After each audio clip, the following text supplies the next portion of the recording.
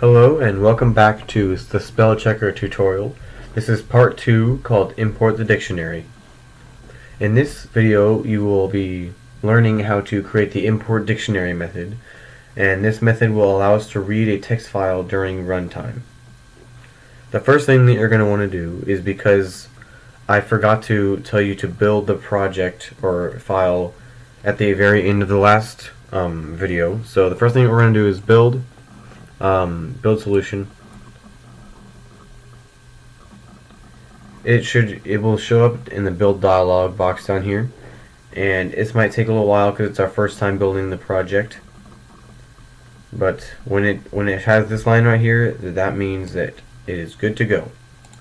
Now the first thing that we're going to want to do in this specific video is we're going to want to create the method header.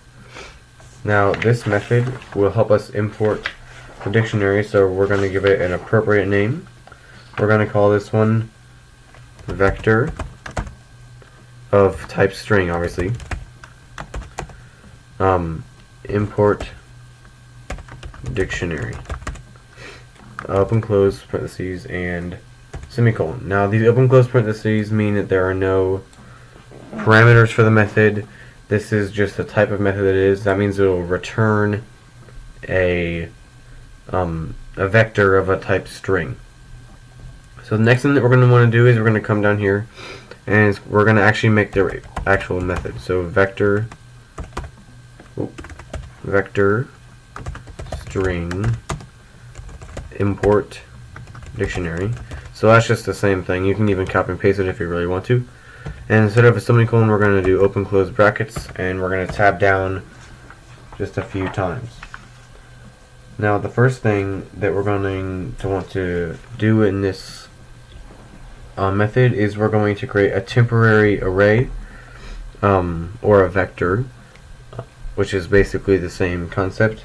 So vector, this is going to be a string vector, just like the name of the thing. So this is going to be called temp string array, and it's going to have nothing in it right now.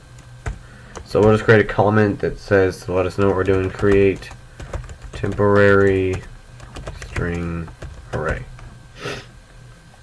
Now when you are working with files, first you have to create the file, obviously, which we did right here. It's right here and it has all the dictionary in it. The next thing is we're going to create a variable in the code which is representing the file. So if stream, which is what we imported right here, or a method that we part of that class that we imported, we're going to call our variable fdict.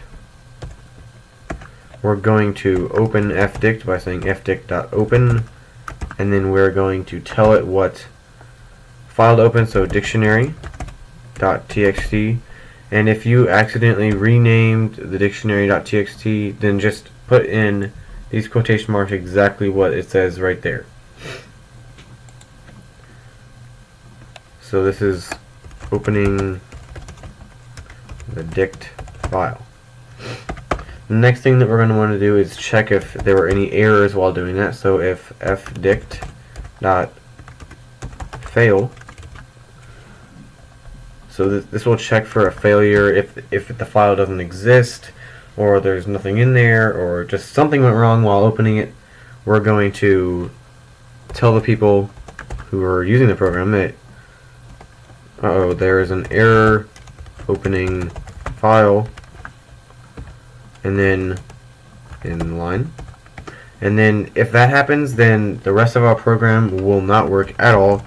So we're going to say exit 1, which will just exit the code. So in that line is going to be check for failure. Okay. The next part that we're going to want to be doing is creating a string called sitem. This will allow us to do a dummy read of this file in our first while loop, and another integer variable called int I count. Now the reason I'm putting those little letters in front of the word is so I know what type of variable there are. So S for item, or S for string, and I for integer. and we're going to set that equal to 0 so we don't get a warning or an error. The first while loop is going to be while not, using the exclamation point right there, not fdict dot end of file. So this is just basically going to loop through the entire dictionary file as long as we put this line right here. So fdict s item. This is the same thing as reading in something from the console, except for it's from a file, and we're doing a dummy read. We're not going to actually use the variable s item later, but we're just trying to tricking it into thinking it's actually doing something.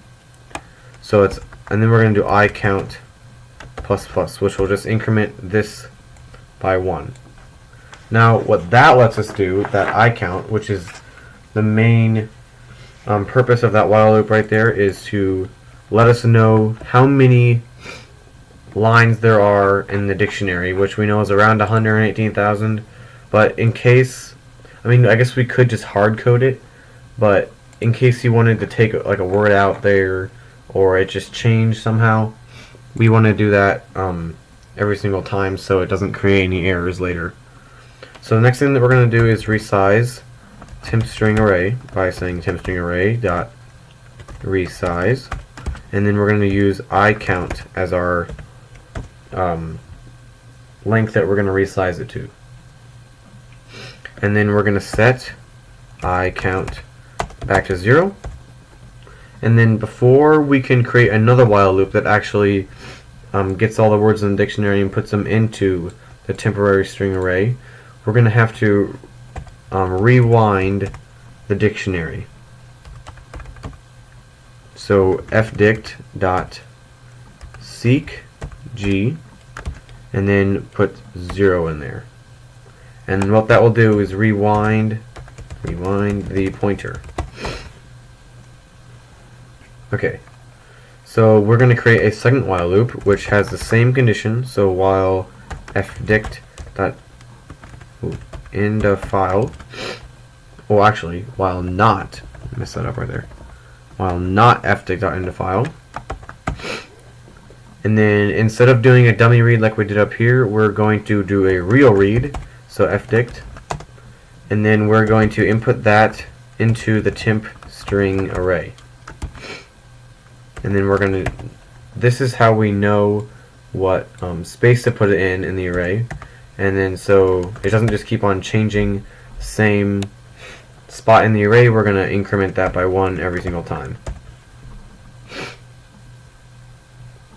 The last thing that we need to do before we return that temporary string array, there's an error.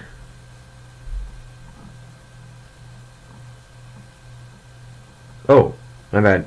Instead of using parentheses right here, we need to use brackets because that's how you get a specific spot in the array. So right there, just change those parentheses to brackets. So the last thing that we're going to do is do fdict.close, which will just close the file so there's not just something hanging around there to cause errors. The last thing that we're going to do is return the temp string array, and then there shouldn't be any errors, but we will check to make sure. So we're going to build that solution, and once it gives us the go ahead, look at that, there's no errors with this. We have successfully written the import dictionary method. Thank you for watching, and make sure to finish the tutorial by watching the next few videos.